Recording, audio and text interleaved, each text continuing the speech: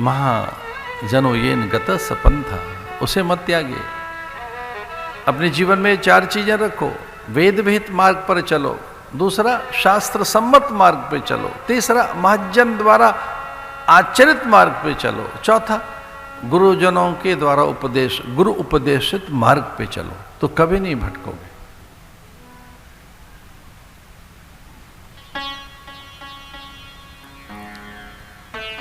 नवम स्कंद में इक्ष्वाकु वंश परंपरा के प्रतापी सम्राटों की गाथाएं हैं,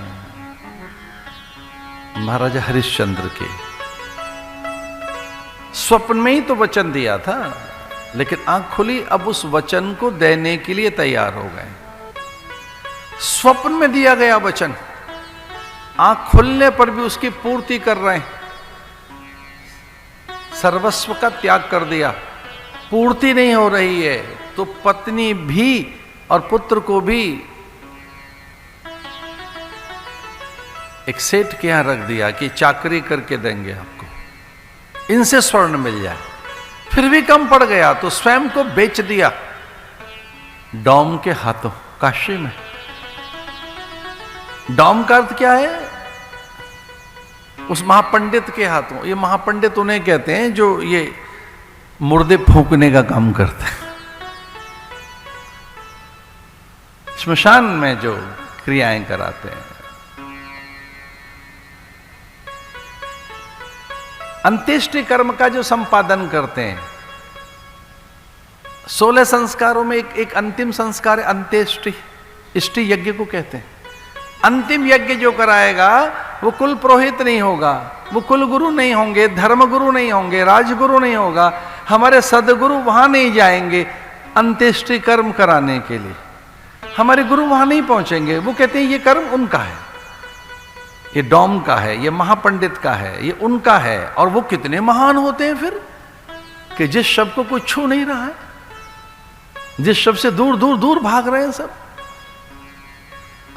जिस शब्द के साथ कोई खड़ा नहीं है, उसमें दुर्गंध है, कि प्रेत हो गया वो, कि अशुचि है, अपवित्र है, कि उसे देखने मात्र से स्नान करना है, अथवा जहां दाह संस्कार हो रहा है और उसकी धूम्र भी नासापुटों को छू गई है, तो शौच आचार ये कहता है, शौच विज्ञान ये कहता है कि आप स्नान कीजिए।